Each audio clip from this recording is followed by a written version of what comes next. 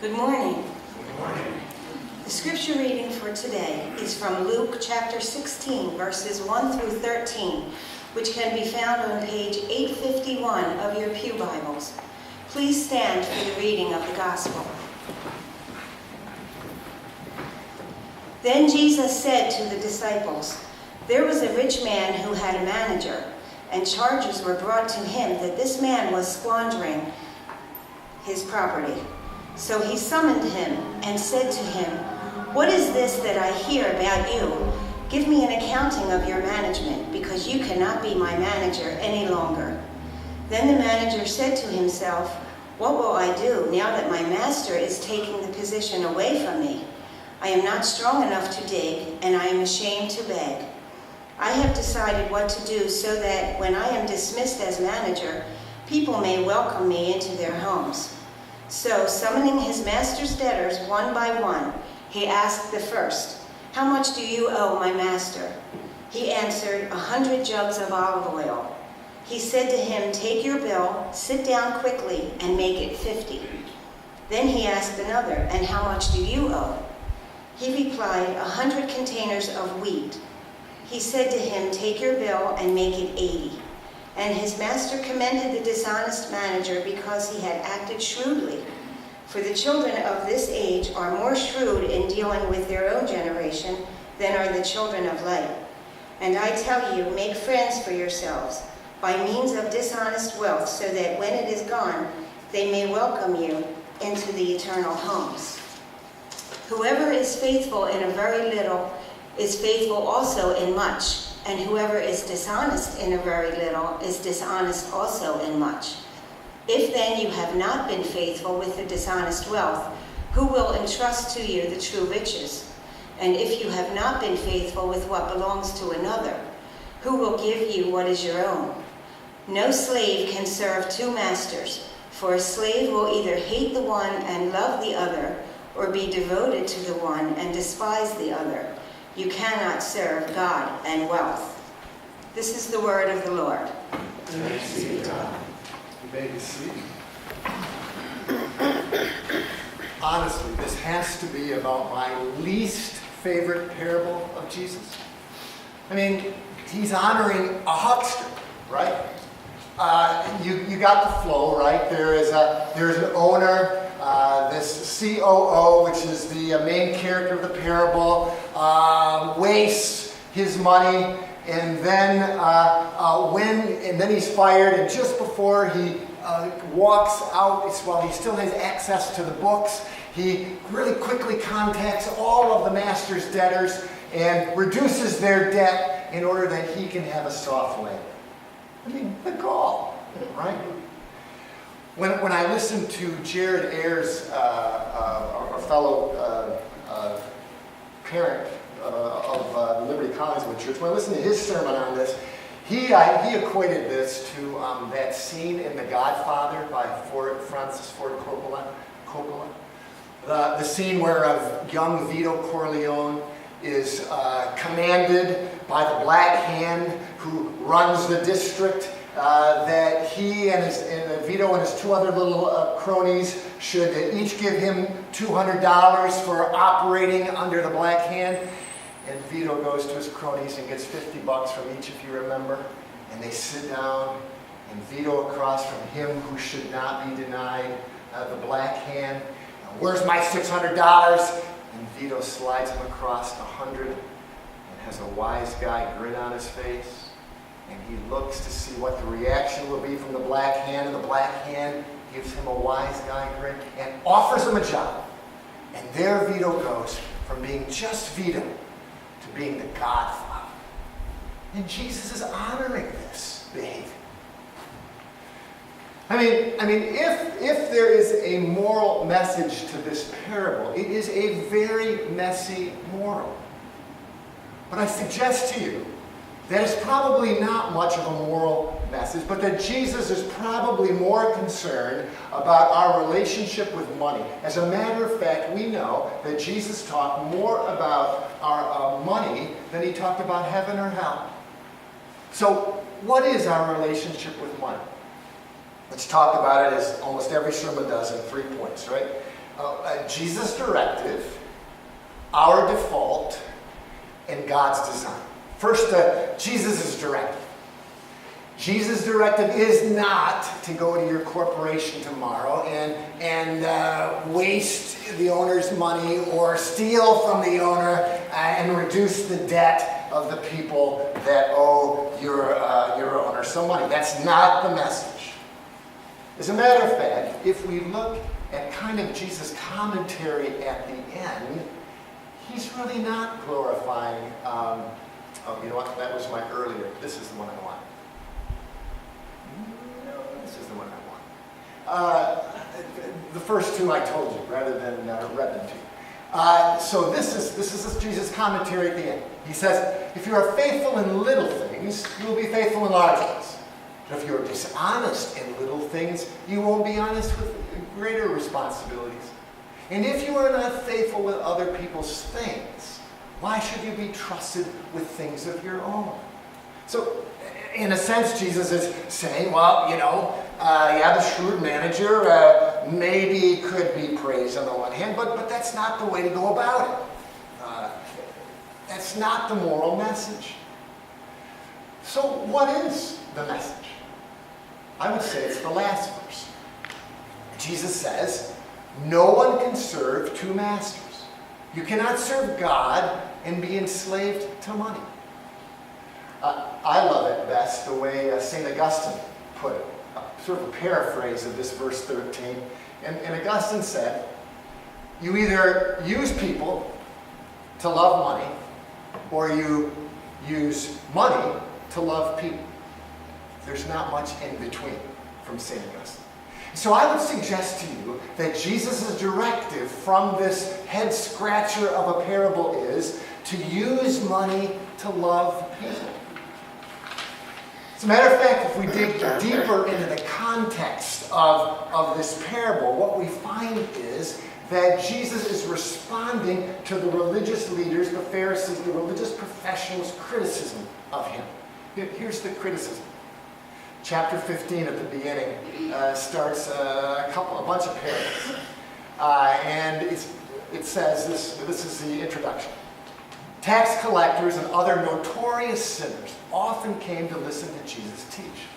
This made the Pharisees and the teachers of religious law complain that he was associated with such sinful people and even eating with them. So they were critical, right?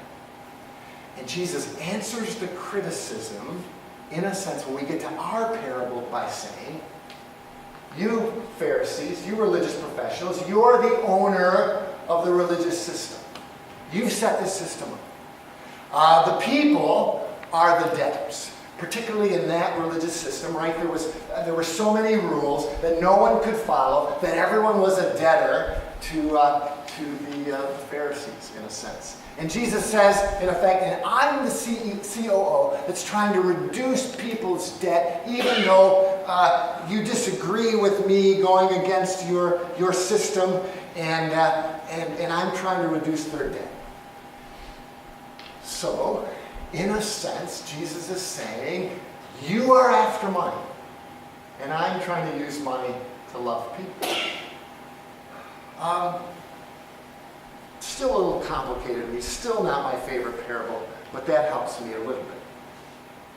So if the directive of Jesus is to use our money to love people, what's our default? Well, our default in Augustine's system is to use people to love money. Isn't that what the corporation wants you to do? Isn't that what sometimes your boss tries to make you do? Forget about your family, forget about your life, forget about your hobbies. You need to dedicate everything to this job, to this situation, or whatever it might be. But I think the more important question for you might be, does the church love money? Do I love money? Right? If I'm the Pharisee in this system, if the church owns the religious system, if we're the owner, do we love money? Well, honestly, yeah, right? That is the cultural default. That is why Jesus talks about money more than heaven or hell, because we kind of get overly connected to it. I mean, I like a nice building, don't you? I like a decent salary so I can live by the bay, and none of you have offered to open your homes up that I can live with you, right? But there's things that Jesus has put in place to combat this natural love for money. And one of the things that I try to practice is the tithe, right? Giving 10% of my income to God, and I give most of my tithe to this charity, the church, because I know how it's used, and I'm very proud of what we try to do. And as an organization, our leaders are committed to try to have as much go out the door to mission as possible. So last year, if you remember, we were able to give $120,000 plus to mission, about 20% of the budget, and that's good because that's a huge number and a huge goal, because we exist not for ourselves and our building, but we exist for Bridgewater and beyond, right? But we all struggle with the temptation to love money. So if God's design is, or if Jesus' directive, is to use money to love people, then what's God's design?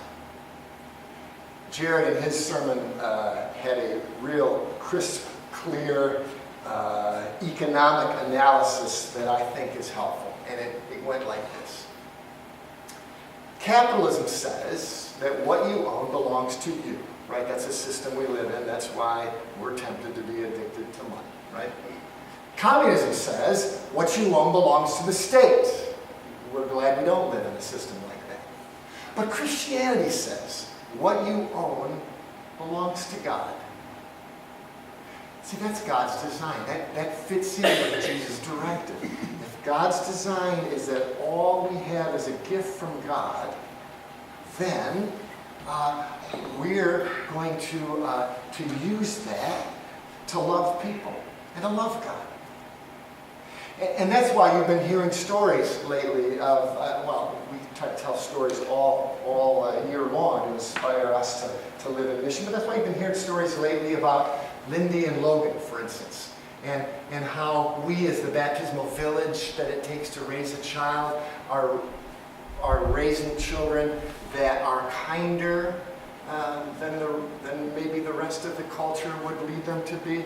If you remember the Lindy story, it was she's a 7th grader. Kasim from the Haven House is a 7th grader, went to Big Bridgewater Middle School for the first time a couple of weeks ago, and Lindy looked out for him at lunchtime. She got it. Or Logan. Remember Logan helped tell the story about how his soccer team had lost 7-1, and his teammates were grumbling and they wanted to become mean to the next team, and Logan said to them, well, that's not what God wants us to do, and he literally stood in between them so that they wouldn't go and be mean to the other team. That's why you give. Because we can create a Sunday school and a youth group that can be the village to create a kinder culture. Or, here's the Keandra story, right? Keandra lives in our Sunrise House, has been a recipient of our mission for a little over a year now. And she contacted me a couple weeks ago and said, Todd, I'm volunteering at RVCC for the food bank, and I just see all kinds of need. Would the church consider helping me bring canned goods, and you can get again the flyer with the special needs, so that up until Thanksgiving, so that we can really have enough there for the tremendous need. And I said, great, because here's someone who's receiving our mission, who's now challenging us to live in mission. That's why we give. Or, I meant to actually bring the physical item from my office, but this hangs on my wall.